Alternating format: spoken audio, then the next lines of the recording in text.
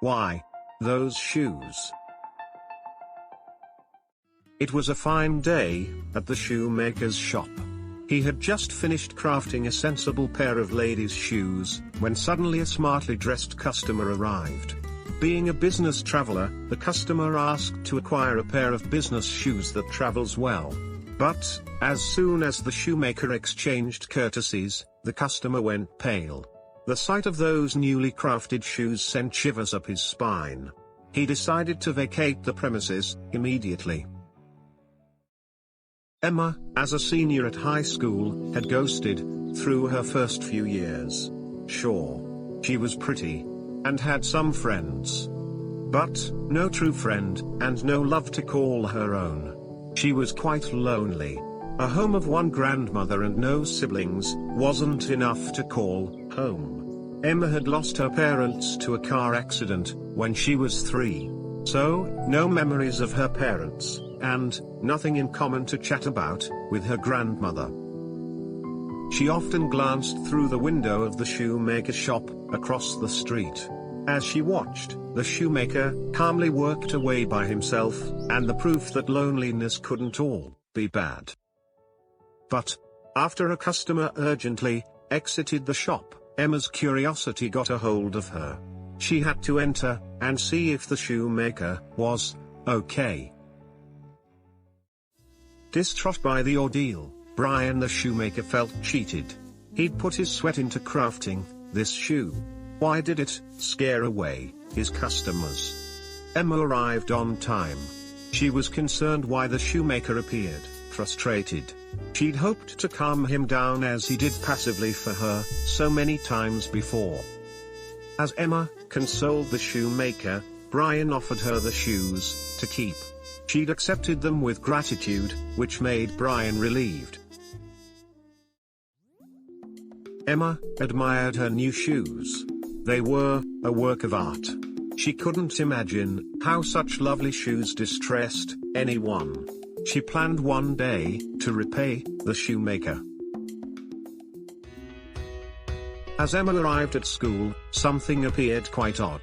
Everyone was looking at her, as if her skin was the color of blue.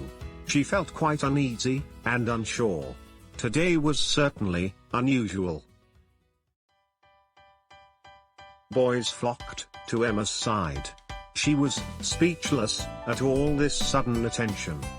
Daniel, who apparently had never seen her before, asked to lunch with her. Cautious optimism was brewing within. Why was she noticed, or more like, pursued, today? Emma was mesmerized.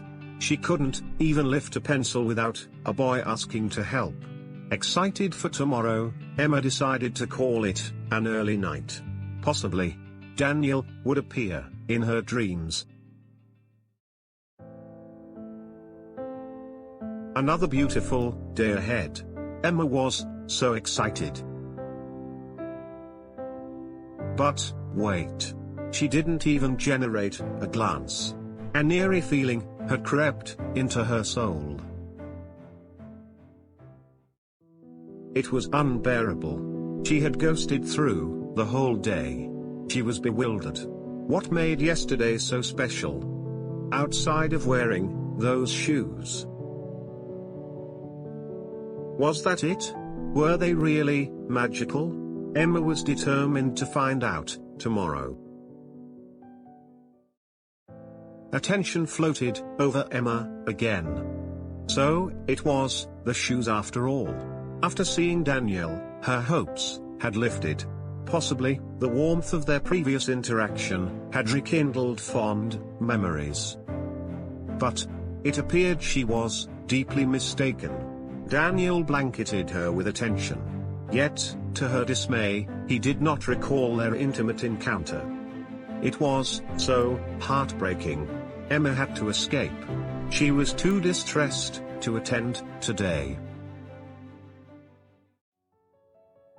Emma strolled the streets frantically to clear her thoughts. Was she to be a ghost permanently?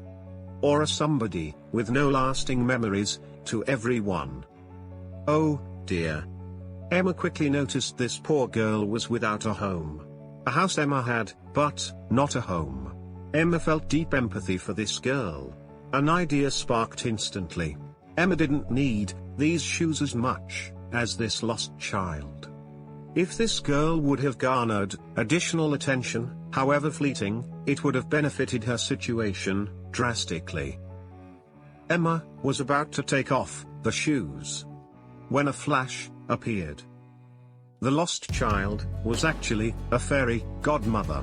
Laura, as she was named, came on a quest to help Emma. She flicked her wand and disabled the magic. As she explained, such shoes were intended to bring forth Emma's empathy. Since Emma had a kind heart, she deserved much more. Laura explained how Emma would be blessed with many relationships, and that she needn't worry.